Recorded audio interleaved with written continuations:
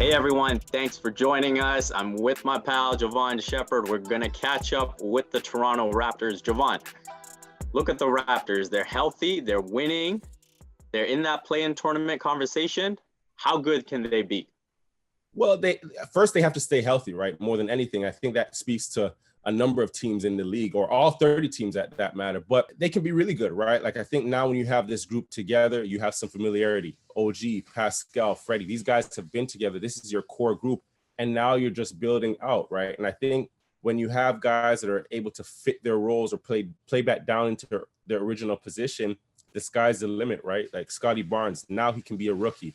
He can learn from his mistakes. He can continue to grow and have that mentorship around him, which makes this team even better. Gary Trent Jr., he's in a position now where when the full group is together, the full gang is there, he can be a floor stretcher. Just come out there and make shots and play to your strengths. So if you have everybody together and they can stick to their strengths, this is a really good team, because at the end of the day, the DNA and the makeup of this team is on the defensive side. Now, let's maybe put a number on that. So right there in that play-in tournament, can they get above the play-in tournament? Can they be a guaranteed playoff spot? One of those, top 6 seeds. Obviously, you probably have to say their ceiling's 5 or 6. Can they get there? I think they have that trajectory, right? If you look at everything they've endured this season, injuries, protocol, for these last 4 games, is it the first time you've had that core group or your top 8 players together?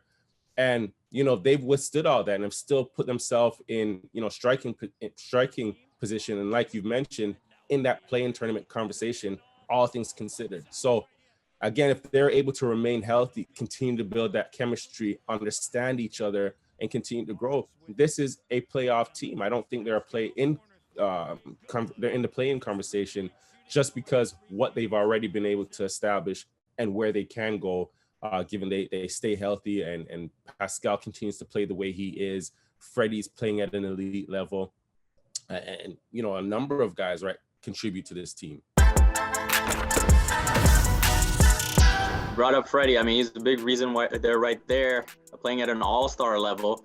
But we saw the most recent ballots come out, and he is 10th among guards. So if he's going to make that all-star team, it's probably going to have to be a coach's vote.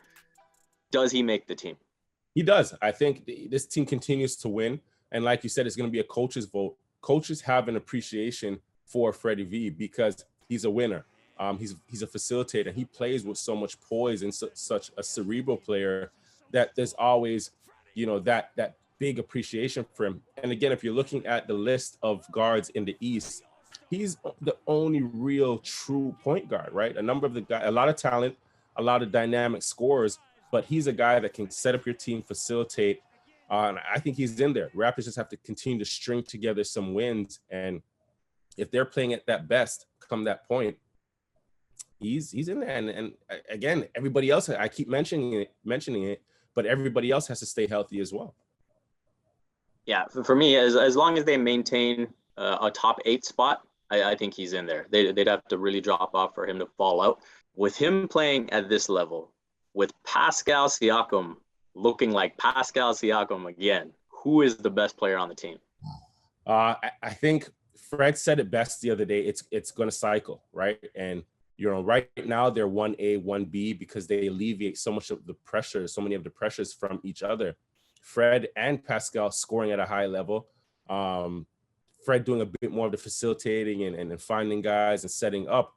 But Pascal, he's adopted this name, Pascal Rodman, for a reason over these last, 4 games, averaging about, 14, 15 rebounds. So I think they do different things, but they go hand in hand.